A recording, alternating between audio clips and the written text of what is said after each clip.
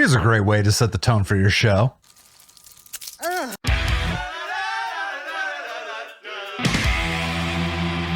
Velma is over. Maybe. Supposedly, they've been approved for season 2, and even they split season 1 into 2 different parts, meaning that season 2 is already produced and ready to go, just waiting in the can. I don't know. Don't give a fuck. But what we're going to do in this video is we're going to talk about the character of Velma. So I got some clips here that's set aside that just shows the different aspects of Velma that we're going to go through, and we'll see if this is actually a character that you would want to root for. So here we go. Because of your hairy gorilla arm. No, because I hate your stupid adopted daughter and her fake-ass friends. Clip 1. Velma has just been arrested for potentially murdering the dead girl found in her locker. After she's been arrested, we find out that it was her former best friends, Daphne's moms, that are interrogating her. In this interrogation, Velma relates how she hates their terrible adopted daughter. Velma's hurt. Velma is miserable. Velma's a piece of shit. But there's room for character growth that we don't get. What do you want, vermin? Just to offer my sincerest condolences for the loss of your more popular friends that you picked over me. The rivers of sarcasm run deep in this broad. I've been told that my accent is sarcasm, and I have never been this cold. This broad is actually coming to Daphne in a manner of forgiveness. She's she's actually upset.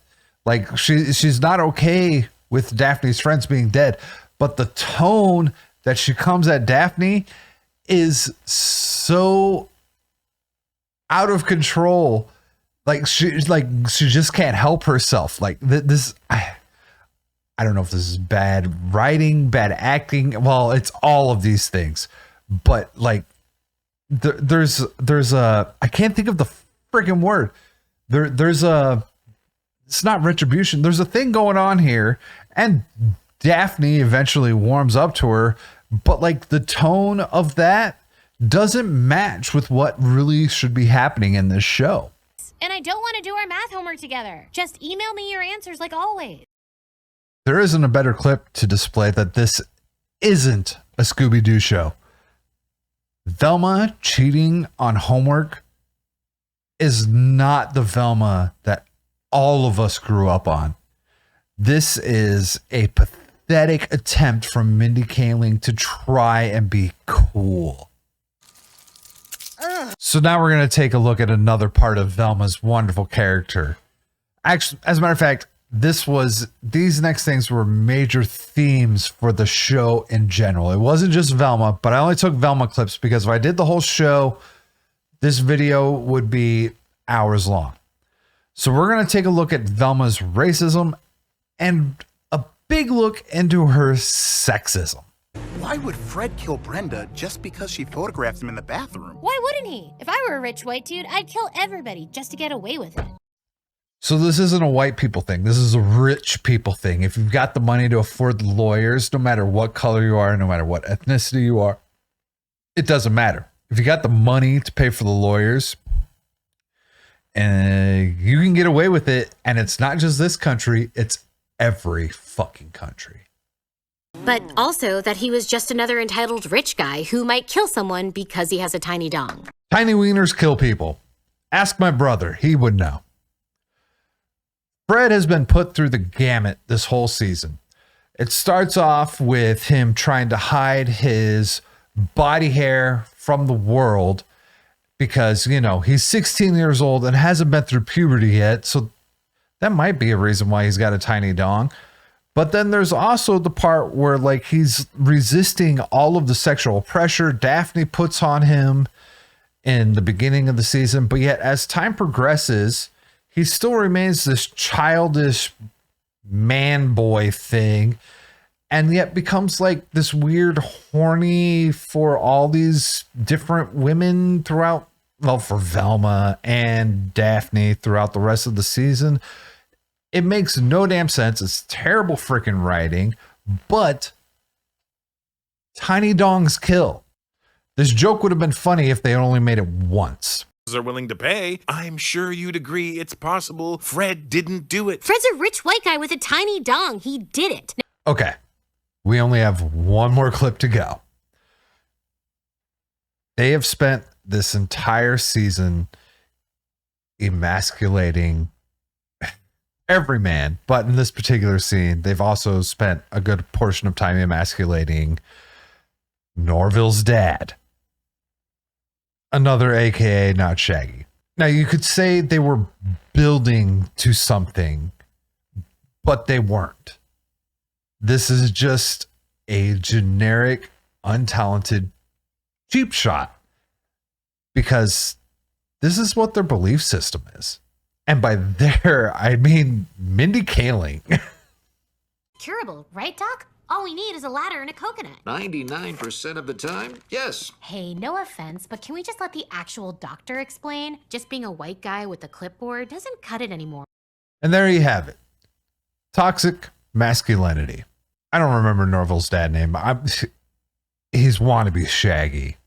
But he comes in and he snags the clipboard from the doctor and he mansplains what's going on. And he feels he can do this because he's a uneducated therapist.